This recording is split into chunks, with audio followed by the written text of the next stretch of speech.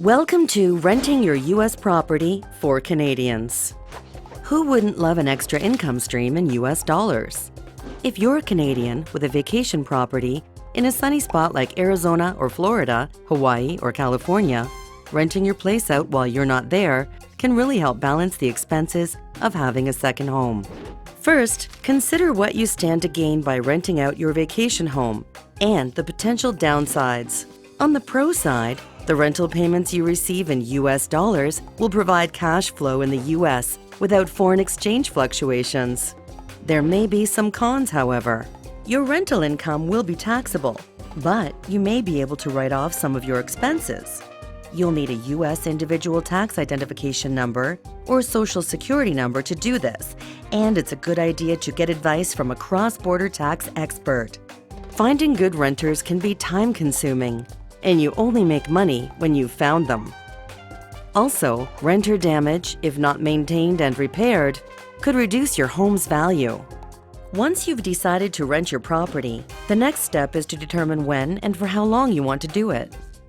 As an example, if you spend most of the winter in your U.S. home, you may choose to rent your place only to short-term tenants. Before doing anything, check local bylaws or city municipality laws to find out if renting your place is allowed in your area. Also, check for any applicable condominium or homeowner association rules that might prohibit short-term renting. You can typically charge more for short-term stays than you can for renting your place to one renter for a few months. Get a benchmark on what you can charge locally by talking with your neighbors and looking at comparable listings online.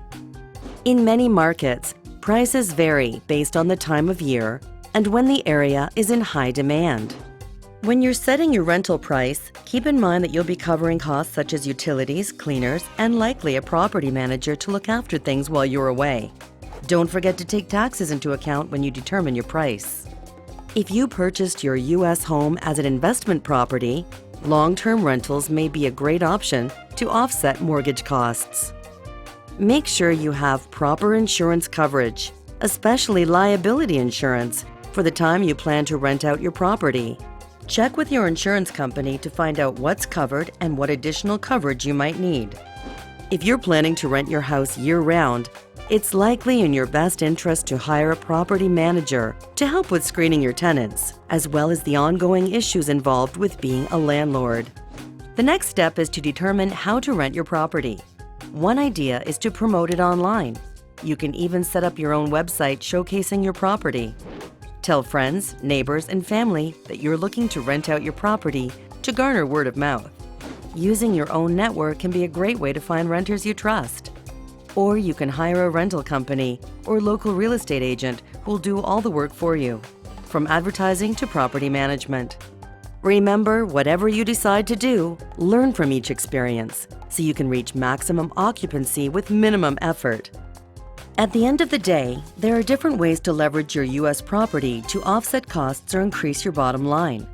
Today you learned how renting generates revenue, but there are pros and cons to consider and research and knowledge to gain before you start. You discovered how you can avoid losing on foreign exchange with payments in U.S. dollars, plus how to leverage long or short-term rentals to fit your unique needs, and how to promote your property to minimize the time it is left vacant. But most importantly, you learned how renting U.S. property as a Canadian living in Canada can be a really smart idea. Let RBC Bank guide you on your journey south, and you'll find renting out your U.S. dream home is easier than you think.